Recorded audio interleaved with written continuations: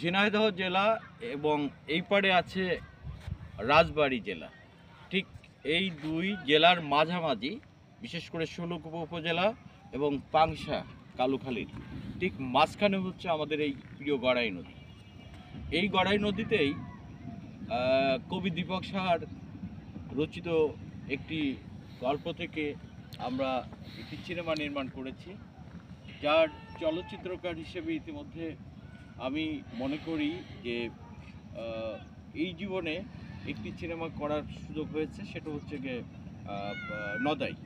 তো এই 2 থেকে 3 মাস পর্যন্ত আপনারা দেখতে পাচ্ছেন যে গড়াই নদীর ঠিক এই ধরনের তখন ছিল না, এখানে ভরপুর পানি ছিল। সেই পানিতে আসলে ঢাকা থেকে আমাদের ফজলুর রহমান বাবু ভাই আসছিলেন, সুষমা সরকার আসছিলেন, আমাদের মাসুদ সুমন আসছিলেন, আমাদের ষোলকুপার দিরাজ মাহমুদ ছিলেন, আজিজ ছিলেন, এই মনিকা আলম সহ আরও অনেক আর্টিস্ট ছিলেন এখানে। প্রায় 70 থেকে 75 জন মানুষ, একটা টিম, হ্যাঁ, নদাই চলচ্চিত্র এখানে আমরা শুটিং করেছি। যে শুটিং করতে গিয়ে অনেক অভিজ্ঞতা সঞ্চয় করেছি, সেই অভিজ্ঞতার আলোকে বলা যায় আজ 3 মাস পরে এই গড়াই নদীতে আবার আমি একটু ঘুরে সেই স্মৃতিগুলো রোমন্থন করার জন্য আসলাম। তারপরে দেখতে পাচ্ছেন গড়াইয়ের ঠিক কী চিত্র। এখন গড়াই অনেকটা শুকিয়ে গেছে, এপার থেকে ওপারে মানুষ যে নৌকা আসলে এই যে পারাপার, সেটা আপনারা দেখাও একটু, নদী পারাপারের লোকজনে দেখাও যে কিভাবে আসলে মানুষ নদী পারাপার হচ্ছে। নৌকাগুলো দেখা যাচ্ছে দূর থেকে, এপার থেকে ওপারে যাচ্ছে। তা যাই হোক, এই যে নদীর দৃশ্যগুলো একেবারে সুন্দর করে সবগুলো দেখাতে থাকো। হ্যাঁ, তো এই যে আপনারা দেখছেন চর পড়ে গেছে, কিছুদিন পরে বালুচরে রূপান্তরিত হবে। তারপরেও মোটামুটি এই গড়াইয়ের পরে মাঝে মাঝে অনেক স্মৃতি রয়েছে, যেহেতু মাদলা মাধ্যমিক বিদ্যালয় খুলুমবাড়িয়া বাজারের পাশে।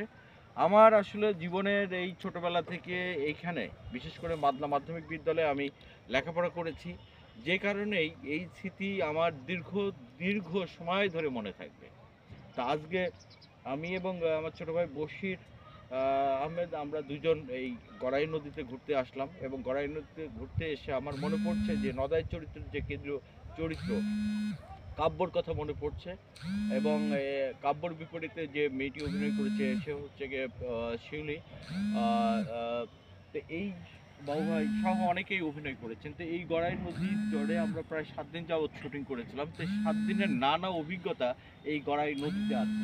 বিশেষ করে আপনারা দেখবেন যে এখান থেকে অনেক দূরে দেখা যাচ্ছে, ওই যে দেখতে পাচ্ছেন চরে চরে যখন আসলে বিশেষ করে নদাইরা একটা জায়গা থেকে ট্রান্সফার হয়ে যখন আরেকটা জায়গায় চলে যায় জেলে পরিবারের মানুষগুলো, তখন আমার দু চোখ বেশ সত্যিকার অর্থেই, মানে আমার শুধু না, যারা হাজারো দর্শক ছিল, শত শত দর্শক ছিল যারা শুটিং দেখতে আসছিল, তাদের চোখেও পানি চলে আসে। কারণ সেটা ছিল একটা ঘোড়ার গাড়িতে করে ওরা আসলে চলে যাচ্ছিল।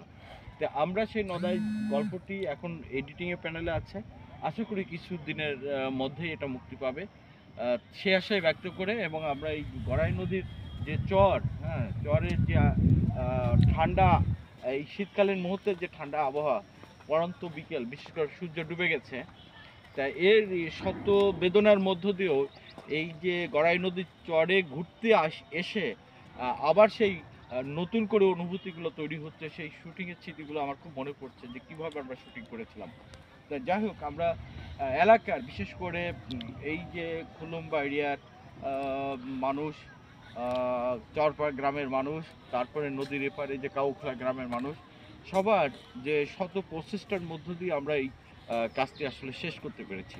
তো সবার দোয়া কামনা করছি যাতে আগামী দিনে আমরা এটাকে আরও সুন্দর রূপে আগামী দিনে আসলে প্রকাশ করতে পারি।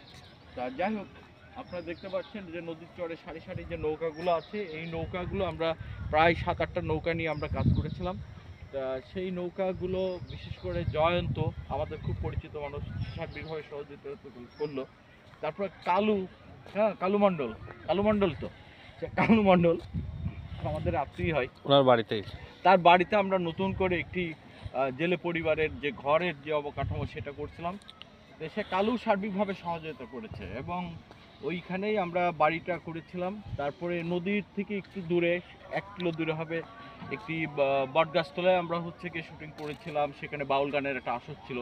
তারপরে যে খুলুমবাড়িয়া যে কুণ্ডুপাড়া আছে, যেটাকে বলা হয়, যেখানে পূজা অর্চনা হয়, সেখানে আমরা, হ্যাঁ, বলাইমার ভিটা। হ্যাঁ হ্যাঁ, বলাইমার ভিটাই হচ্ছে কি আমরা শুটিং করলাম হচ্ছে গিয়ে তাদের কীর্তনের যে শুটিংটা। তো সব মিলে অতপ্রতভাবে অত্র এলাকার শত শত লোকজন এই শুটিং দেখার জন্য যখন আসছিল, তখন হৃদয়ের অব্যক্ত কিছু কথা মনেই পড়ছিল যে সেই ছোটবেলা যখন আমরা হাই স্কুলে পড়েছি, আমি যে ভবিষ্যতে এই এত বছর পরে এসে এখানে শুটিং করতে আসবো, সেটা আসলে আমি চিন্তাই করতে পারিনি। তো এই সেই অতীত স্মৃতি এবং বর্তমানের কিছুদিন আগের স্মৃতিগুলো আজ খুবই মনে পড়ছে। এই দেখো তো ভ্যানটা ধরো যেভাবে নামছে দেখো, দেখছো? এই যে এই পাশে যেটা দিকতে ক্যামেরা, এটা হচ্ছে